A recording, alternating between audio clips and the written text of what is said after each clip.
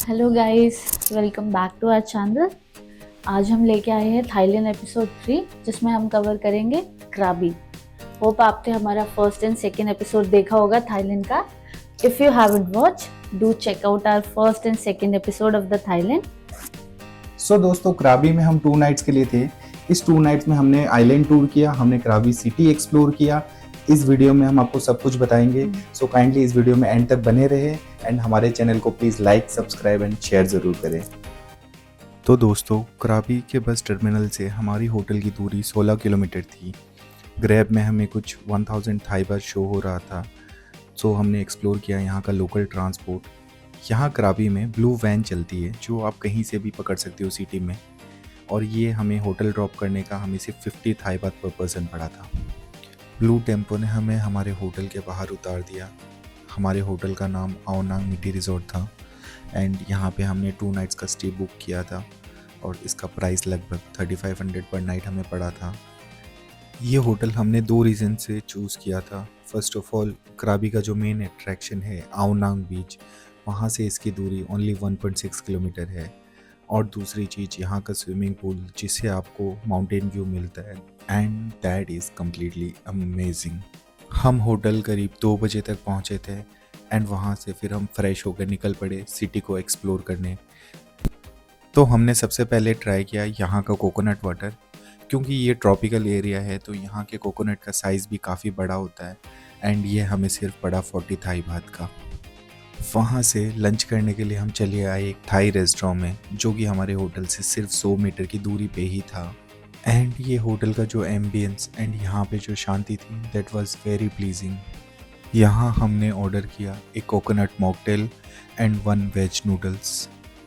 First noodles को देख के हमें लगा कि ये इन्होंने सिर्फ वेजिटेबल्स दिया है एंड नूडल्स अलग से आएंगे, but after spending some time we realized कि ये जो थिक ब्राउन कलर के हैं यही नूडल्स होते हैं इनके।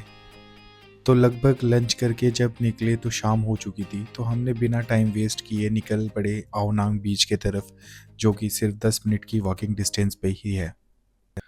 तो दोस्तों, जैसे कि मैंने आपको बताया था, आओनांग बीच क्राबी का मोस्ट पॉपुलर टूरिस्ट प्लेस है। यहाँ पे आपको देखने को मिलेंगे बहुत सारी फोटोजेनिक स्पॉट्स एंड यहाँ का नाइट मार्केट, जहाँ पे आप सस्ते रेट्स में शॉपिंग कर सकते हैं। और दोस्तों, ऐसी शॉप्स आपको थाईलैंड में हर जगह मिल जाएगी। आपको नाम पढ़ के समझ में आ ही गया होगा कि ये क्या शॉप है। तो दोस्तों, आओनांग बीच में रात को होता है लाइव फायर शो, जो कि आप फ्री ऑफ कॉस्ट देख सकते हो।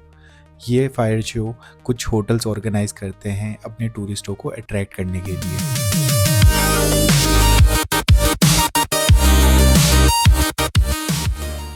आफ्टर फायर शो हमने अपना डे एंड किया एक इंडियन रेस्टोरेंट में, जहां हमने ऑर्डर किया आलू पराठा एंड मॉकटेल्स।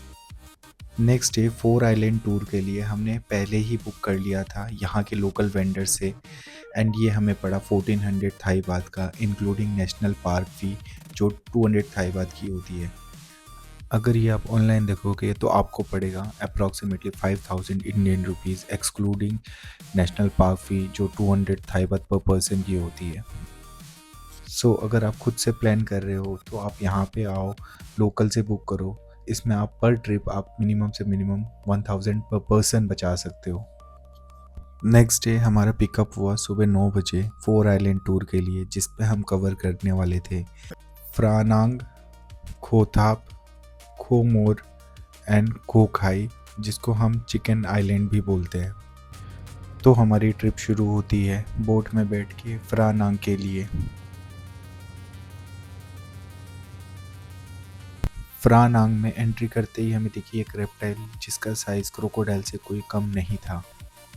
इस आइलैंड में आपको 1 घंटा मिलता है घूमने के लिए। तो हम निकल पड़े बीच के लिए, जिसका रास्ता केव्स एंड जंगलों से होते हुए जाता है। इस बीच पे आप कर सकते हो swimming, snorkelling and rock climbing. हम फिर निकल पड़े अपने दूसरे आइलैंड खोमोर की ओर।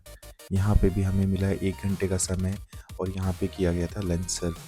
इस आइलैंड में आप स्नॉर्कलिंग और स्विमिंग भी कर सकते हो। फिर हम निकले वहाँ से चिकन आइलैंड की ओर।